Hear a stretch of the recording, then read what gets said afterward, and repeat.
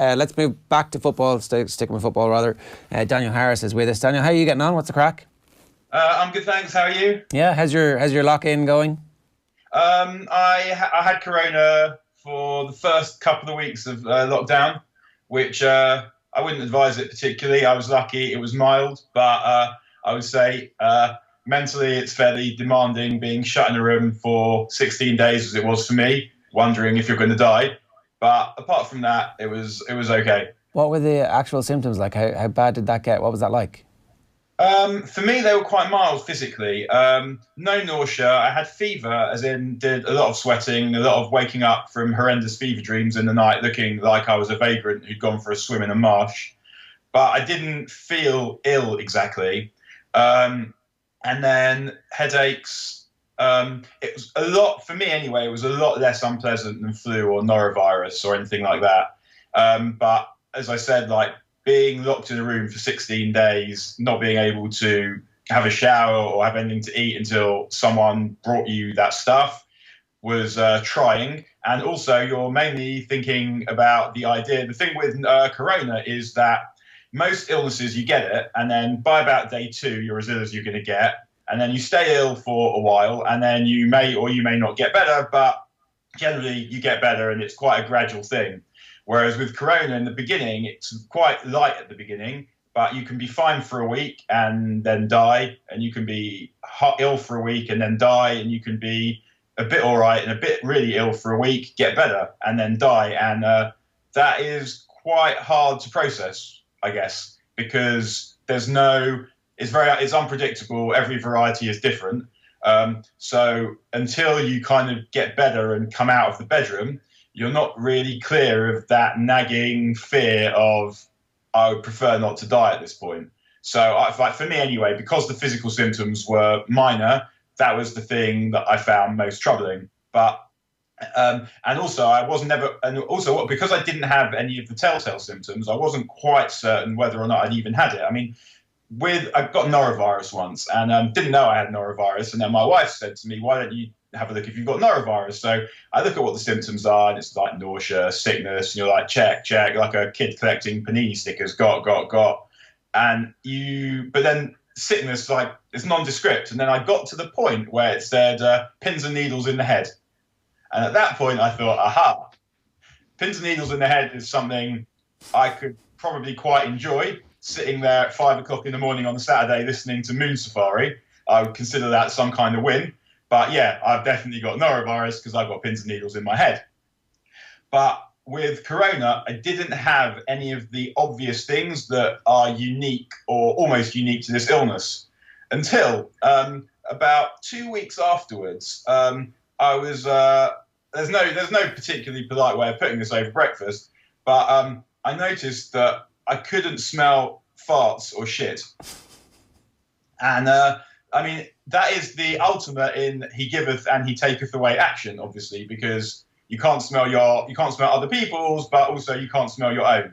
And at that point, I actually felt some element of relief because the loss of smell and taste is particular to corona, and that made me feel slightly more relaxed about the fact that, yeah, I had it and I wasn't imagining it. But otherwise, I'm all right now. I mean, I would say physically, it takes you a while to get back to where you were. Like, I think I'm now 3.5 weeks since I came out of the bedroom, and definitely physically, I'm not quite where I was, probably still a bit tired. And you find that it adds 30 seconds onto your time for every kilometre that you may choose to run. But otherwise, I'm now all right. And yeah, I guess what we would say, ultimately, corona is less fun than homeschooling. And that tells you that you don't want to get corona. Yeah, homeschooling, it turns out, is unbelievably difficult. Well, look, I'm glad to hear that you're well. Did you manage not to give it to your family? That's the most important thing. Well, I did, in that, well, you don't really know, because perhaps they had some version of it, perhaps they're immune to that particular version. But yeah, I did manage, like, my family did manage to avoid getting ill. And that's something else, because you're thinking, I don't want to leave my daughter without a father, but then I don't want to leave her without a mother or without herself either. And you're having these very peculiar conversations with yourself because you're in a room for 16 days. You become very aware of what you're thinking because there's nothing else to do. You become very aware of your breathing. Am I breathing all right? You wake up in the night and you're thinking, am I still working? Is this the day everything turns to shit? But yeah, everyone is fine, thank you. So yeah, that was relieving. Right, and in the midst of all this, let's talk some Man United and football. And it's like it does all seem faintly ludicrous that here we are coming up with various off-the-ball ideas about what the future of the world and sport's going to look like, and yet, I mean, we actually need it. We do need this stuff. Yeah, for sure. Ultimately, football brings people joy and love and happiness, and we've never needed that more in some ways. So I don't think it's frivolous to talk about these things because it's part of who we are, and we're allowed to talk about things that make us happy, particularly at a time when we're not happy. I mean, quite how it all works from here is very hard to fathom, and anyone who thinks that they have the plan that is the right plan is talking out their arse, because there isn't a right plan. There's a plan that will be, and we'll make the best of whatever that plan that will be happens to be, but there's not going to be, not every question has a perfect solution. And the question, where does football and sport go from here, it does not. It's an imperfect question, and it's not going to have a perfect solution. I have a feeling we should talk about every possible scenario and solution and see exactly what this looks like into the future. At what point will it be safe for crowds to go back and congregate the way that they have been in the past? Probably when the entire world is vaccinated to a point where we have some form of herd immunity, or everybody's got it and everybody has the antibodies, and that's not going to be today or tomorrow or 2021, and possibly it could be all the way through to 2022. Yeah, I agree. I think we're a long way from football in front of crowds, or from any sport in front of crowds. I mean, I would be worried about the Olympics. I'd be worried about Euro 2020, May 21, May 2020 happening also. But in terms of playing football behind closed doors, it's really easy to sort of dismiss that and say, well, football's not television. Football's not a TV show. And as someone who has spent a lot of their life going to football matches, I feel that very deeply in my soul. However, if it is possible to play football behind closed doors and to provide people with joy at this point, and it can be done safely, then I think that is probably not a bad idea, partly because people will enjoy it, and I think that it's fine for people to enjoy it, and obviously all this comes with the proviso that it must be safe. And also, it's really easy to say, well, it's just because of money, and money makes football go round. But it's actually a little bit more complex than that, because we're not just talking about money for Abramovich or for the Glazers or PR for Abu Dhabi or any of that. We're talking about people's livelihoods. If football is able to make money, then football clubs are able to employ people, and TV stations are able to employ people, and football clubs are able to keep going. And football clubs able to keep going is partly about people's livelihoods and also about people's heritage. The idea that loads of football clubs will go to the wall if the football season doesn't continue and the money doesn't trickle down means that is a good reason to waive the football is not a TV show argument and play football behind closed doors just this once, because there is a greater purpose of keeping football clubs alive. Now, whether the bigger clubs can be trusted to make sure that happens is another matter, and actually probably a matter for the government, because the government has responsibility to make sure that football clubs don't go to the wall in the same way it had a responsibility to keep out the likes of Roman Abramovich, Abu Dhabi and the Glazers, and it would appear Saudi Arabia, the Saudi Arabian royal family, from our game. And they failed at that. But what they now need to do is to do something to make sure that football clubs can continue and that people's livelihoods are protected. And if playing the rest of the season behind closed doors is what it takes, then much as it's anathema to what I feel in my soul about football, then that is something that I think probably has to be done, if possible. Yeah, and I mean, the simple explanation for why it has to happen is that you can't get the crowds back until you get the football back and see how many. Is it now safe to have 2,000? Is it safe to have 4,000? Is it safe to have 8,000? Is it safe to have 10,000? Because it's not going to go from 0 to full stadiums in Old Trafford and Anfield and Stamford Bridge overnight.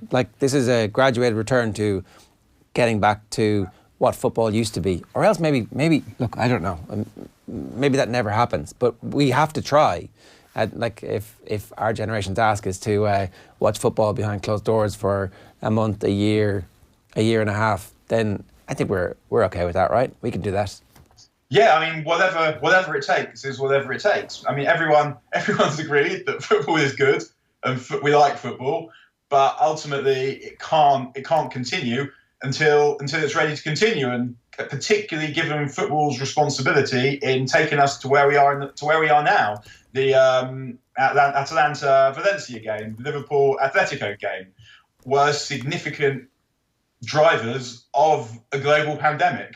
So I hope that we're not going to jump back in too quickly, given we know what that entails, and we don't know what's going to be. All we can do is rely on the integrity of the scientists, and gosh, I'm blanching and bulking when I say this, and the integrity of the government and football authorities, because we don't have any control over it. But I mean, I think we're now at the point where, in the same way that when lockdown is eased, people are going to be frightened about going to work, I think that people are also going to be frightened about going to big events like football matches. And I hate saying that, but I think it's probably true.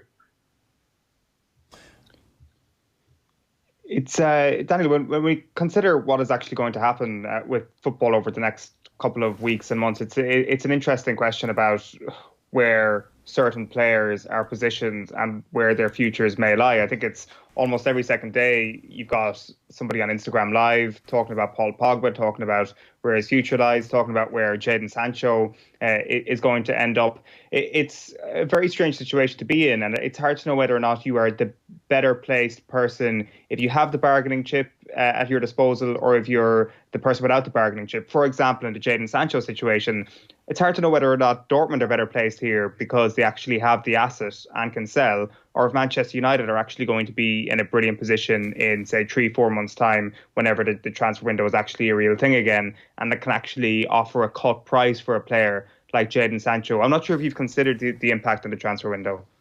Yeah, I mean, it's really difficult to talk about who's going to buy who until we know what the financial damage of this whole thing is. Because, yeah, as you say, it may be that players who are worth a lot of money become worth less money, and they become worth little enough money so that it's not even worth selling them on part of the selling club. Or it may be that, with all players really, that it is very hard to keep a player who wants to leave. And usually it becomes about whether the club's agreeing a price. But I think it's also the case that just because football is this multi-billion-pound industry, just because football clubs make a load of money, it doesn't mean that they don't necessarily operate on the margins. So you might have football clubs who turn over a lot of money, but the margin between them turning over a lot of money and being in trouble can be quite slim.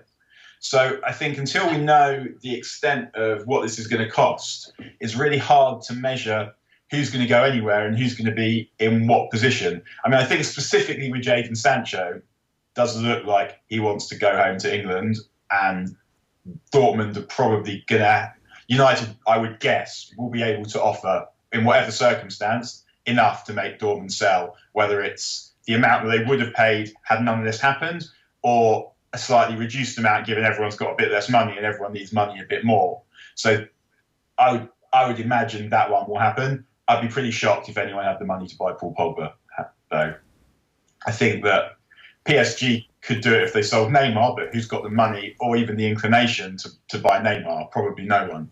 So I'm sure that we will see very few big deals because very few clubs have enough money to handle what's going on and still be able to do that. We'll see one or two probably, because there'll be a couple of clubs that have enough for one big deal probably, but I don't think we'll see very much.